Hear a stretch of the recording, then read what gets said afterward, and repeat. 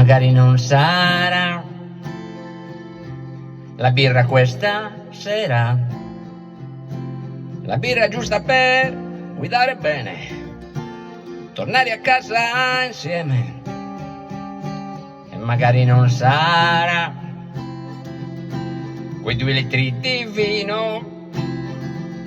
Me l'ha detto la signora di guidare piano piano, che mi rischio la patente se incontro il vigile urbano. Le ho risposto che vorrei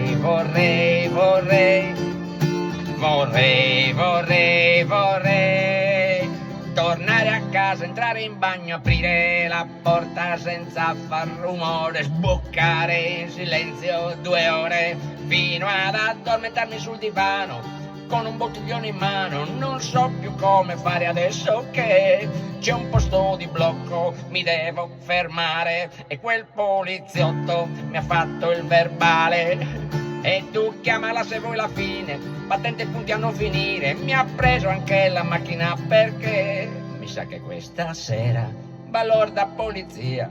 Mi accendo la TV a casa di Masia, cotto come una pera, bagassa di imbriaghera. Oh ragazzi,